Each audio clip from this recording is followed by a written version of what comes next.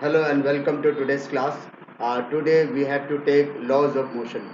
Laws of motion is in fact chapter which is centralized towards force or force oriented topics, force oriented theories. Okay, and in this regard, the most important theory itself is uh, in fact not theory but rather we call that a law is our Newton's law. Newton's law of motion. Okay, and therefore, first we discuss what is Newton's law of motion, and before we discussing that thing, as we have already said, we must know what is the concept of force. Let us start with the concept of force. Concept of force. Okay, it is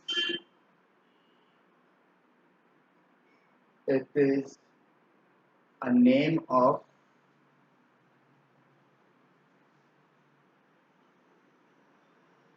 external agency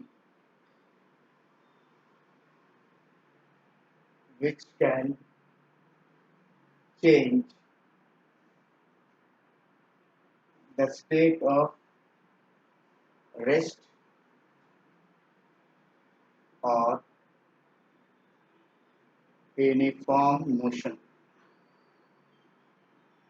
What I say, what is concept of force? It is the name of external agency which change the which yes which can change which can change the state of rest or uniform motion or even the direction of motion. Okay, it can be in the form of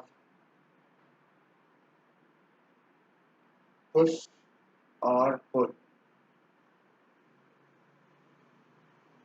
अगर ये pushing form में भी force लगता है या pulling form में लगता है यानी कि हम लोग इससे क्या मानता है इसमें क्या लिखा था it is the name of external agency which can change the state of rest or uniform motion or even the direction of a motion or direction of a body, not motion but rather we can say direction of a body. क्योंकि rest position of a body हो सकता है uniform motion of a body हो सकता है तो या उसका डायरेक्शन हो सकता है तो उनको चेंज करने का अगर कोई एक्सटर्नल एजेंसी हो तो उसी को हम फोर्स कहते हैं फॉर एग्जांपल अगर ये जैसे ये फ्री फॉल हो रहा है और मैं इसको हाथ नीचे पकड़ा हूँ तो ये अगर पकड़ लिए तो इसके मतलब क्या कि इसको अगर मैं हाथ ना रहता तो ये सीधा आगे चलते ही चले जाता जब तक कोई और ऑब्स्टिकल ना हो तो इसका मतलब क्या है कि यहाँ पर जो मैंने होल्ड किया that means I am actually pulling it I am pulling that body और मैं अगर इसको यहाँ से धक्का मार के फेंकता हूँ नीचे तो आई एम पुशिंग इट तो दोनों तरफ से फोर्स लगता है मैं एक ये फ्री फॉल है कोई फोर्स नहीं लगा रहा हूँ under gravity it is falling that mean earth is pulling it downward earth भी पुल कर रहा है डाउनवर्ड ध्यान रखना मैं अगर बीच में हाथ रख देता हूँ उसका आ जाता है तो इट इज ऑल्सो पुलिंग तो पुलिंग एंड पुशिंग कोई चीज भी अगर कहीं पर भी हो जैसे मान लो ये रखा हुआ है तो ये स्प्रिंग दे रखा है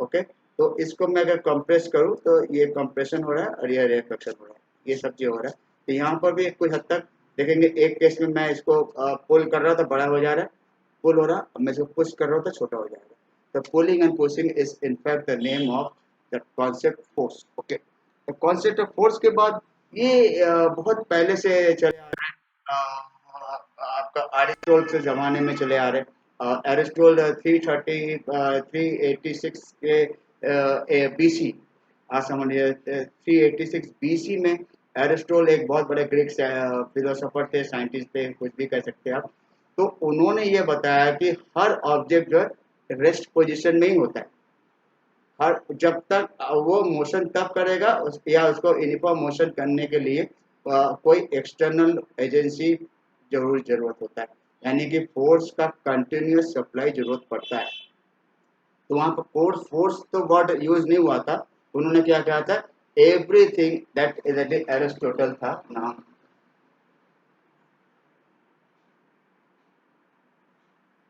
एरिस्टोटल और एरिस्टोल जो भी आप कह दीजिए, तो ये एक अराउंड 386 BC बिफोर क्राइस्ट। तो ये उस जमाने की बात कर रहे थे। इन्होंने अपना जो थ्योरी निकाला मोशन के बारे में, उन्होंने ये निकाला था कि everything is at the rest position always. Rest position, सभी आदमी, हम आप पेड़ पौधे कुर्सी सब कुछ जो है रेस्ट पोजीशन में रहता है। But it can, if it is moving, then it means there is a constant support of force, that is a constant supply of force which is allowing it to move. ये था उसका detail, आपको PDF में अलग से मिल जाएगा। अच्छा, इसके बाद जो हम लोग जो नेक्स्ट हम लोग देखते हैं, ये तो हो जाएगा एरिस्टो। इसके बाद का एरा था गैलीलियो। वो 15 समथिंग में आया था, 1540 आई थिंक, 1564। एक इसके बाद वाला एरिस्टो के बाद जो था,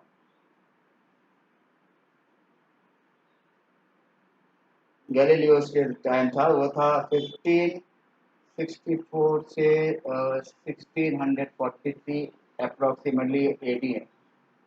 तो इन्होंने जो लगभग इससे 1000 ईयर बाद यहाँ से काफ़ी फिजिक्स स्टार्ट हो गया था, एक्सपेरिमेंटल टेलीस्कोप वगैरह भी बनना स्टार्ट हो गए थे। गैलीलियो आप जानती हो, गैलीली जो आपको बहुत फेमस नाम है, गैलीलियो गैलीली उसका नाम था। तो इसके टाइम में इन्होंने क्या कहा था कि भाई ठीक है, सब चीज़ अगर रेस्ट पोजिशन में है, तो अब ये समझ लो कि we always need some extra force to resist a frictional force. यानी कि just to continue, just to maintain the continuity of the motion of the body against every odd, we always need some extra force and specially something to overcome friction.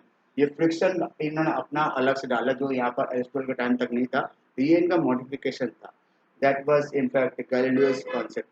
इसके बाद का जो era आया, वो Newton से era आया, Newton से era. So Newton's era definitely it is at the end of 17th century, 1676 and onwards and so on. उस समय उन्होंने तमाम अलग अलग लॉज निकाले, जो कि 1700 समथिंग तक सारे एरा था उनका न्यूटन्स का। वो अभी भी न्यूटनियन मैकेनिक्स हम लोग चलते, उसी के आगे हम लोग देखते। तो next we discuss Newton's law.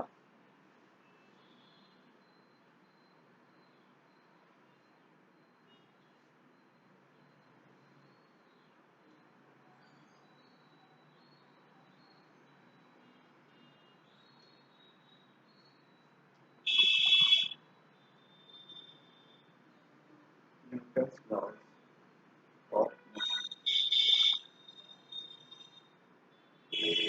तो न्यूटन्स लॉज ऑफ मोशन में पहला जो होता है, फर्स्ट होता है लॉ ऑफ इनर्शिया। तो लॉ ऑफ इनर्शिया, तो लॉ को डिफाइन करने से पहले मैं इनर्शिया को डिफाइन करूंगा। क्या? It is an, it is in fact an inherent in fact property, a very common thing that we must know what is inertia itself is.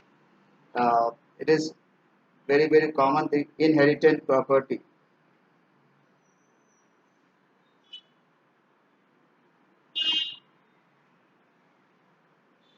Inherent property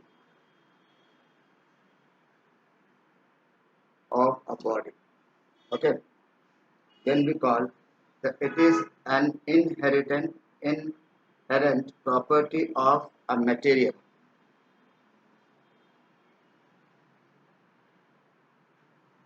of the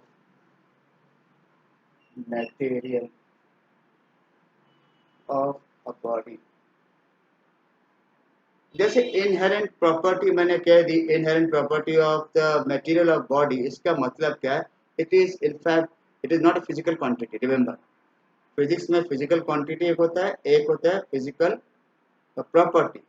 और उसी प्रॉपर्टी में ही क्या हम लोग यूज करते हैं? इनहेरेंट प्रॉपर्टी है। तो जिसमें टेंडेंसी वाला भी कहते हैं, तो इसको हम कह सकते हैं it is a natural tendency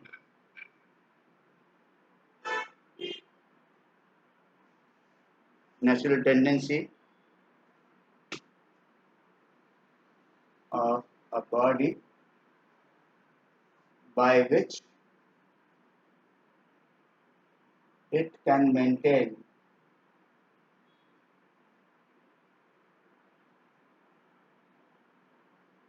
its state of rest or uniform motion, state of rest और यूनिफॉर्म मोशन। ठीक है, तो ये हो जाएगा आपका आपका इनर्शिया। तो इनर्शिया क्या है? It is an inherent property, एक तरफ तो मैंने कह दिया it is an inherent property, inherent property of the material of body. और दूसरा हमने क्या कहा कि it is the natural tendency of a body by which it can maintain you can see it can maintain a state of rest और uniform motion और even direction. तो इसका मतलब क्या, इनर्शिया कितने टाइप के हो गए? तीन टाइप के इनर्शिया हो गए। There are three types of inertia. देखिए अभी मैं लॉज ऑफ इनर्शिया पे भी पहुंचे नहीं, इनर्शिया ही हम लोग सब डिस्कस कर रहे हैं। We have seen what is inertia, natural tendency को कहते हैं। और तो कैटेगरी ऑफ इनर्शिया क्या है?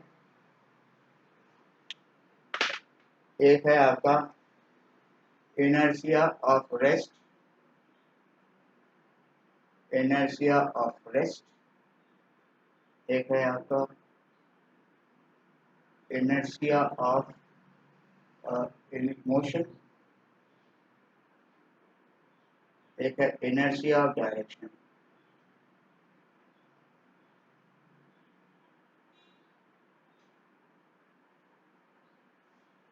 ये तीन अलग अलग इनर्शिया होता है। अब ये समझ लो कि इनर्शिया ऑफ रेस्ट क्या है, कि अगर कोई आदमी रुका बैठा हुआ है तो वो बैठे ही, वो कोशिश करेगा कि हमेशा बैठे ही रहे, जब तक उसके ऊपर कोई फोर्स ना लगे और उसके मोशन में परिवर्तन ना हो। That means that if anything just remains in the state of stationary order, that is it is remaining in stationary state, it will continue to remain in that state until and unless it is compelled to change its state। वो तो law हो जाएगा, मैं अभी law कभी नहीं बता रहा, अभी तो फिलहाल हम खाली ये तीन अलग अलग बता रहा हूँ पोजिशन।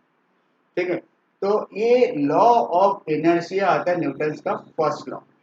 न्यूटन फर्स्ट लॉ क्या होता है? Law of inertia. Inertia concept हमने पहले बता दिया, इसको natural tendency to remain in state और natural tendency to oppose any change in the state of rest और यूनिफॉर्म मोशन।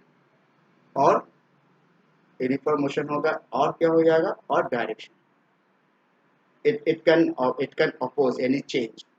अपने आप में कोई परिवर्तन करने का अपोज करना भी एक तरह से इनर्शिया होता है, कि नहीं हम अपने जैसे है वैसे ही रहना चाहेंगे। ठीक है, तो वो टेंडेंसी को इनर्शिया कहते हैं, लेकिन उसका वो हमेशा वो मेंटेन नहीं रहता है, क्योंकि तभी तो सारे लॉज बने। That is why we say what is Newton's law, it is compelled to change its state, its motion by some external force. तो अब इसमें क्या, inertia of rest, inertia of motion, inertia of direction. अब मैं Newton's first law का definition बताएंगे। Definition of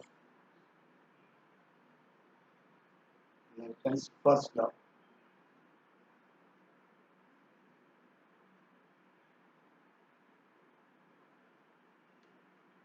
इसमें क्या बोलेंगे हम लोग?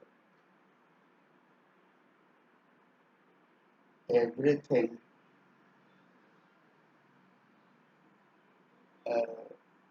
has a tendency to maintain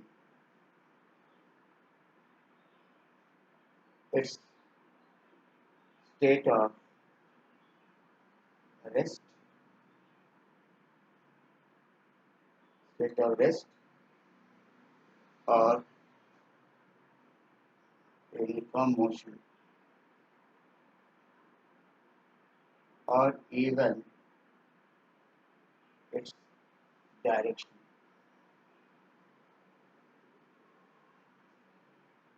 unless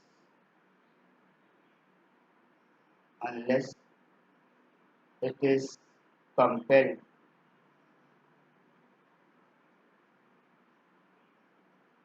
change its state by some external agency, that is force. We have already said what is external agency means, that is force. तो ये क्या हो जाएगा, everything has a tendency to maintain its state of rest or uniform motion or even its direction, unless it is compelled to change its state by some external agency or force. ठीक है, this is the Newton's law of inertia और Newton's first law of motion. अब first law of motion के इसमें जो example होंगे इसमें तीनों चीज हो सकते हैं, या तो inertia of rest, inertia of motion और इनर्शिया ऑफ डायरेक्शन. अब एग्जांपल देखेंगे. अब आप एक बस में बैठे हुए एंड बस इज स्टेशनरी.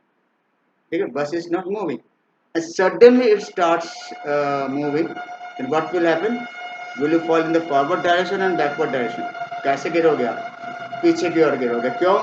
क्योंकि उस समय आपका पैर तो बस के आपके फ्लोर पे है और आप ऊपर वाला पोर्शन जो आपका बॉडी जो है that is not in contact with the floor, but that is totally free body, so that can very easily maintain it, that will have a tendency to maintain its state of rest.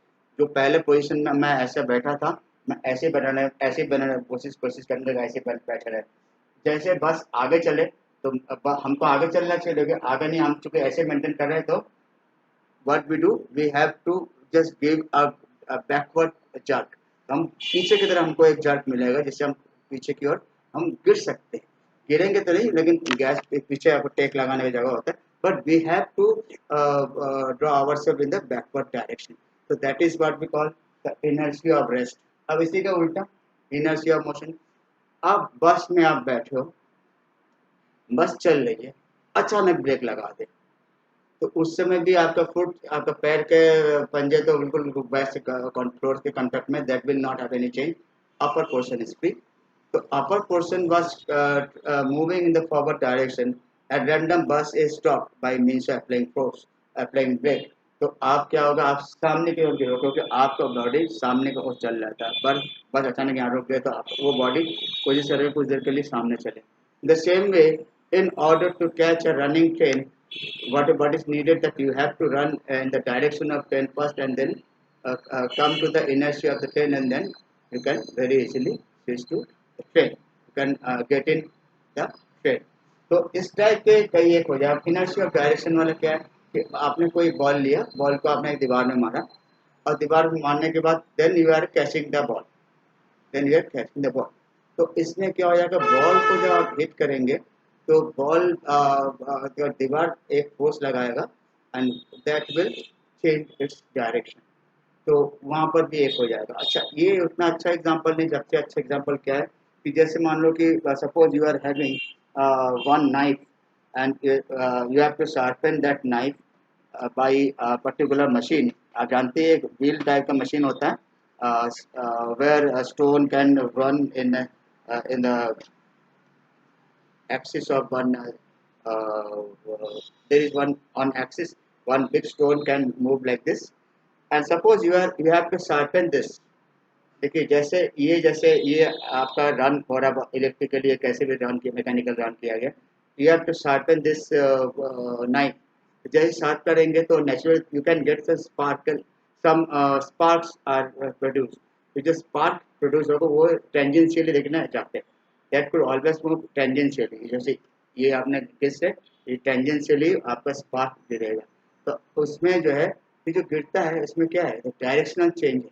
तो direction को maintain करने के लिए वो tangent ही maintain रहेगा. कि tangent में पहले थे डायरेक्शन, ये आपका इसका स्केल का या आपका नाइफ का, it will maintain that particular direction, इसी डायरेक्शन में आगे चलते रहेंगे.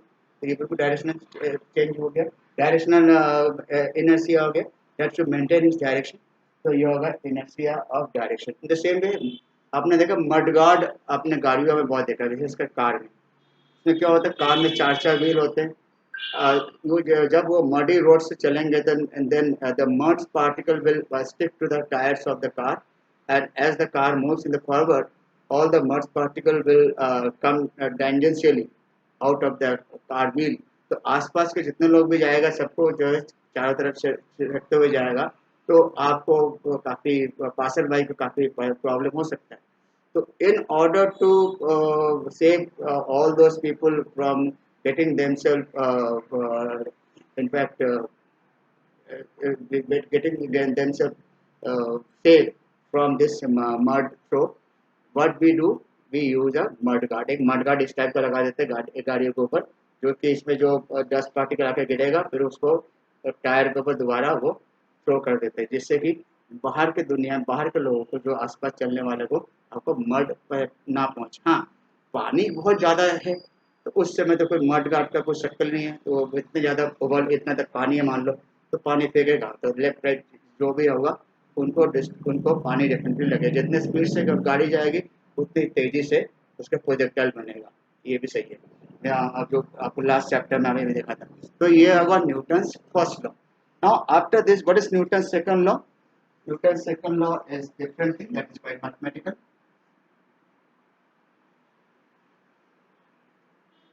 That is quite mathematical. In fact, we will take Newton's second law. ये क्या न्यूटन सेकंड लॉ क्या बताते हैं इसमें? That is when a body is acted upon by some external force, then its momentum is changed. The rate of change in momentum is equal to the force applied. The rate of change in momentum is equal to the force applied.